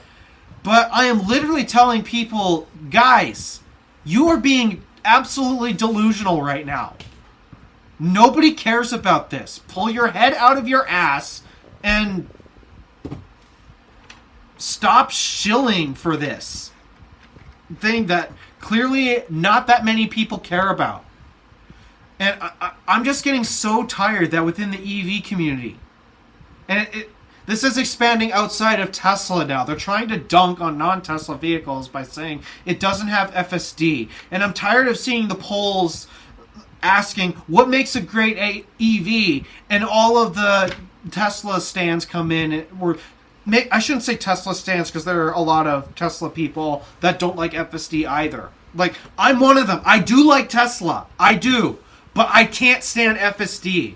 The problem is I'm not seeing many people like me these days anymore. And I'm seeing mostly FSD shills coming in and saying, nope, if it doesn't have FSD, your car is worthless. I know, like, my dad's insisting that I get a car with FSD just so it's worth more.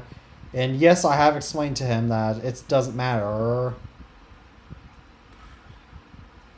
I mean, there was a time where, yes, that was definitely the case, but these days, no. I'd argue that FSD is not worth it on those cars. Even though, I mean, there was a time where I'd say it was okay to use, but now that you can't limit its ability to control where max speed is, that's the biggest thing I can't stand about it. Sure, it's good at navigating through intersections, navigating through traffic and all of that.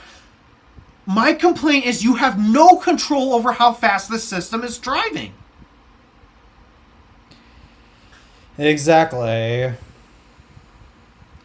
I want to have the ability to set this is how much you are allowed to travel above the speed limit. You don't have that option. And as a result, FSD, in the majority of its settings, like in normal, I don't know the exact names of all these settings, but even in its more normal driving settings, you will still catch it doing 15 miles an hour above the speed limit. That's too much. And even if you go into its sloth mode, I guess is what they call it, its slowest, its most passive behavior, it's still doing 10 miles an hour above the speed limit. And that's just not acceptable everywhere. Sure, maybe it is in the south or along the east coast, as I've learned when I visited that area. But or here on the in the Midwest... On interstates, sure, but... But yeah, here in the Midwest, though, that is not acceptable. At all. Around the Midwest, most of the time, if people are driving above the speed limit, it's 5 miles an hour. Anything above that is not acceptable. And yet, Tesla FSD, it doesn't care. It will do 10, 15 above the speed limit here. Now, thankfully, I don't see any of that behavior with the Tesla drivers around here. In fact, contrary to what seems to not be the case in most cities where you'll find a higher concentration of Tesla drivers, the Tesla drivers in my area actually happen to be very competent. They're normal drivers. And keep in mind, I do know someone with a Tesla with FSD. In fact, he was one of the earliest beta members of FSD. And yet, never once do I see any odd behavior, or particularly with FSD these days, speeding behavior here in Houghton. I don't see it. So that also kind of goes to prove my point that yes, people don't care about it. But I'm just tired of being in the EV enthusiast space, and this is all I see. FSD shills. I get it. That's all I see sometimes too. It's gotten so annoying and so fatiguing that it drains my enthusiasm and my excitement for the general EV community, because now I know when I upload a video about another car, I'm going to get someone in my comment section saying, but it doesn't have FSD, so it doesn't matter.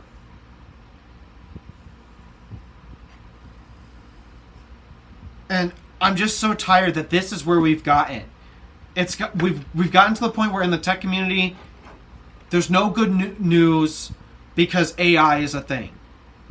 And now with the EV community, nothing matters because all people, at least on Twitter, but I also see this in comment sections on YouTube too.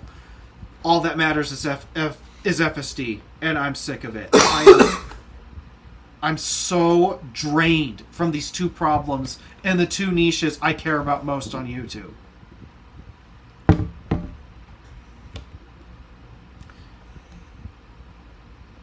And then there's the fact that I am 50 pounds overweight and I am so tired of looking at myself on camera. But that's a personal problem. That I can't pin on the communities.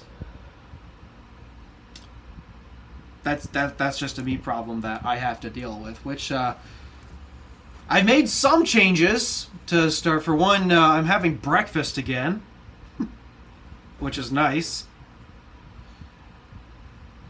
Nice to have eggs and toast in the morning again, because for the past, I want to say for the past 3 years, I've been skipping breakfast altogether. And that's not good for metabolism. Oh. Yeah, skipping meals is not good for your metabolism. You might think, oh, I'm taking in less calories, so I'm burning more. But what skipping meals does is it slows your metabolism down, so it takes longer to burn those calories. So as a result, when I do eat, because I'm not burning those calories fast enough, because my metabolism's slowed, that's how I'm growing out still. Despite that, I'm technically eating less. I'm not burning those calories fast enough. So for one, I'm trying to reset my metabolism by eating 3 meals a day again. Which, I mean, it does help with mornings, by the way. It's really helpful. So It's still ultimately the healthiest to eat. What I found is that it's generally the healthiest to eat the biggest meal at lunch. yeah, I can't really do that because I have to eat it at the shop. Yeah, and I'm doing everything I can. I can't do that during the school year. Then, how can you have a big lunch? Most people are at work. So whenever I'm not at school, I generally make sure that whenever I'm not at school, I generally have something bigger for lunch, and then I'll have like just a sandwich or something for dinner. Yeah, I still have it the traditional way where lunch is, it's not small. Like, I'll have a main course like a sandwich or a macaroni and cheese, or actually these days I've been mixing up salads, big salads, that'll fit in a big glass bowl that I can take to work. And that usually fills me up, to my surprise. Mm-hmm. But I mean, I just fill the bowl halfway with lettuce and then add some lunch meat, some cheese. I add raisins on top. So that's one lunch option that I've turned to. And then another meal option I'll do for lunch is macaroni with celery or some kind of fruit to go alongside it. Mm-hmm. Although today was not that, because I had somehow woken up an hour past my alarm, so I had no time to make my lunch. So, yeah, today I had to Go Subway. eat out. Yeah, but thankfully, though, the amount of times I'm eating out has drastically decreased. So, Yeah, it's most also of the time. good for the wallet, too. Yeah, most of the time when I eat out, it's literally just from Subway. Yeah.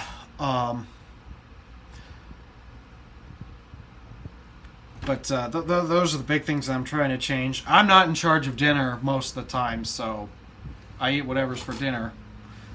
Sometimes it's a taco salad. Sometimes it's Papa Murphy's pizza, usually on Tuesdays. Sometimes it's chicken. Sometimes it's Old Man meat pucks. Oh, those are so good. I've literally never heard of Old Man Meat Pucks. They are burgers made by the old man. Oh! You know how Burger King has the Whopper and McDonald's has the Big Mac? Well, my old man has the meat puck. Are you referring to your dad? Yeah. Hmm.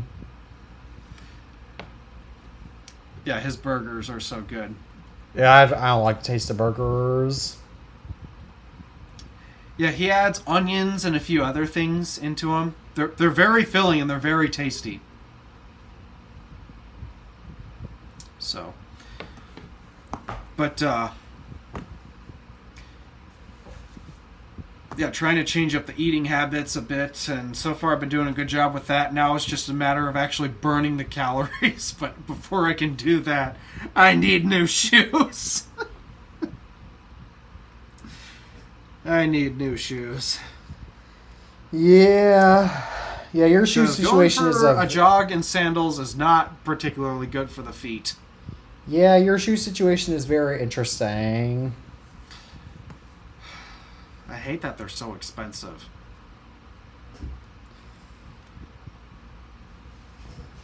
I get it. That's why a lot of my friends wear boots that way, because they last a long time. Unless you live up here.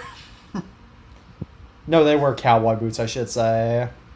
Not proper snow boots like what you need. Well, I don't even have like snow boots. I have work boots. So wait a second. Are you saying that I'm the one who has proper snow boots and you don't?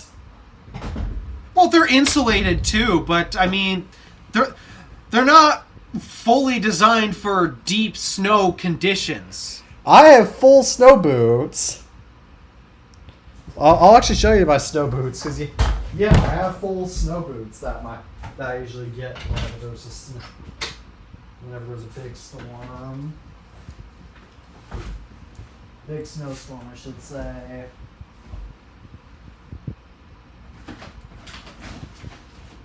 Well, I can't find them right now, and that would take too much time, okay? Yeah. I'm not even going looking for mine because winter's over. We've already put them back in storage. Sandals are out now, baby! Oh yeah, it's just that I'm going to be doing so much walking when I go to Europe that I can't really wear sandals. It's just very annoying, which means I'm going to have to wear lots of pairs of socks, which means I'm going to have to do even more laundry when I get home. I'd still sandal my way through Europe. So are you saying For me, Are you saying I should try that? I mean, I'm not entirely sure because it might be a bit jarring for your feet to be sandaling straight through for multiple days at a time. Yeah. I've grown my way into doing it, but I mean, every time I've went on my big trips, like to South Dakota or to DC, those how many times, it's always been done in sandals. Yeah, I don't. And it's because for the most part, I'm not running. I'm just walking. Yeah, I don't know if I could bring my sandals, but just that, like, there's so much walking tours I do that I just kind of recommend to have tennis shoes. But also, there's some formal events that we go to, or semi-formal events that we have to go to where we can't wear, like, I have to wear pants anyway, so. And also sometimes during the mornings and nights in Europe at this time of year, it can still be a little bit colder than down south. I'm going to be very curious to see how fast your bus goes down the Autobahn in Germany. I don't know. I might tell you that after. Yeah. Yeah, You're going to get to see all those sports cars fly by at 200 miles an hour. Too bad I'm not. Next time I go to Germany, I probably will be driving. This time, no. Yeah. Well, you got to get your license in Germany first. Yeah, I gotta apply for an international license first, and it's probably get the money to actually go to Germany. Like, actually drive there. Yeah. Which means probably gotta move out of my own house. Probably gotta move out of my parents' house first. I probably have to see if I can take the Germany test specifically, just because when driving on the Autobahn, you have to have major discipline with your driving. So I'll probably do an international, just a regular international license, because I want to be able to drive in other countries too. yeah. Yeah, Britain's the weird one, though. Britain's the one I'm most fascinated with. I mean, sure, it's cool to drive 200 miles an hour down a highway, but then there's just trying to remember which lane you're supposed to be in. So in Britain, in left-hand countries, how it works is, so you keep left except to pass, instead keep right except to pass. Yeah, I know that. It's just the feeling of everything being inverted. Yeah. That's a problem that some immigrants have when they move to the United States if they come from left-hand countries. It makes me wonder how many times do tourists accidentally drive down the wrong lanes in the UK? I know it's just because of habit. In Australia, there is this one big tourist spot that they get so many international tourists that they have to literally post a sign that says "Drive on left" in Australia. Yeah. Yeah, I think the UK is the most famous Probably because most of left-hand its drive country. It's because most of its former colonies are. It's because most of the countries that are left-hand drive are its former colonies, with exceptions of Thailand, Indonesia, and Japan, as they also drive on the left for some weird reason, even though they were never colonized by the UK. Yeah. It's weird, yeah, and it's bizarre. Isn't Hong Kong also left-hand drive in China? Yeah, Hong Kong is left-hand drive while the rest of China drives on the right. As bizarre as that is, it makes me wonder what happens when they try to cross states. Or, actually, no, China has provinces, if I'm not mistaken. Well, they have border patrol, so they probably just switch sides. They're probably very used to that. Yeah. Yeah, that's the one I'm most fascinated with. Just driving on the wrong side of the road. Sitting on the wrong side of the car. How's my phone not charging? What? That's a good thing it's the end of the show anyways.